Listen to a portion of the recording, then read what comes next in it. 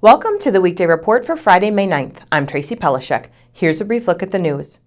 Following a statewide trend, graduation rates improved in the Kenosha Unified School District with a rate of nearly 85% for the 2012-2013 school year. Unified's graduation rate was the highest it's been in 4 years, with improvements across all ethnic groups. Statewide, the class of 2013 had an 88% graduation rate overall, the second highest in the country. That's up from 87.5% the year before. For more than 70 years, union members in Kenosha received the labor paper, but now that publication has gone the way of many unions in town. It published what could be its last edition on May 2nd. The labor paper owed so much that the IRS seized its remaining assets, and the paper finally folded when employees walked off the job after finding out they would not be paid for their last week of work. Sources have told the Kenosha News that the board would like to reopen if finances improve, but former employees doubt that day will ever come. A 40-year-old Kenosha man is in custody after leading police on a wild chase through Muni Golf Course early this morning. Police responded to a robbery at CVS Pharmacy at 3726 22nd Avenue just before 2:30 a.m. and found the suspect, Cristobal Flores Losada, soon after in the 4500 block of 26th Avenue. Officer Austin Hancock chased the man onto the golf course, through the woods, down ravines, and over bridges before eventually taking him into custody. Police said Flores Lozada was captured on video surveillance robbing the store and taking nearly $300 in cash. A project at Lakeview Technology Academy is a bit like a puzzle that gets 160 miles to a gallon. Students in the school's fuel-efficient car club will compete next week in Challenge Wisconsin's Super Mileage and Electrothon events at Road America in Elkhart Lake. The students have designed 3 high-mileage vehicles, one fueled by gasoline, one by propane, and one electric. A relative newcomer prevailed in the Kenosha County Invoight Boys Golf Tournament on Thursday. Jeremy Reeves has the story. The Indian Trail boys golf team won its first tournament in school history on Thursday. A second-year varsity program, the Hawks finished with a .352 total, 2 shots better than second-place Wilmot in the 8-team Kenosha County tournament at Brightondale Links. Wilmot's Josh Christensen earned medalist honors with an 82. Indian Trail's Alex Eckler shot an 83 and took second, and Shoreland Lutheran's Brandon Shepa carded an 84 to finish third. Jeremy Reeves, Kenosha News.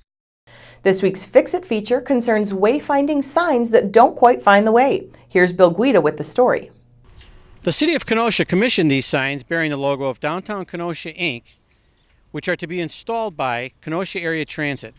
They're meant to help promote the City of Kenosha's downtown area by steering folks to businesses, restaurants, bars, festivals, and other attractions, including the lakefront. Now, if this sign on 7th Avenue seems a bit confusing, being that it's about a block south of 61st Street, with no place to turn before northbound drivers get to the intersection, not to worry.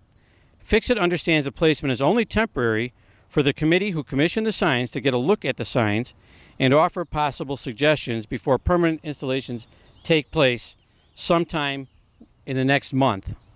This is Bill Guida for Fix-It and your Kenosha News. Thanks, Bill. What's trending today? Sunday is Mother's Day. Do you know what you're doing for your mom? Tell us on our Facebook page. Up next is Jeremy Reeves with a family heirloom feature.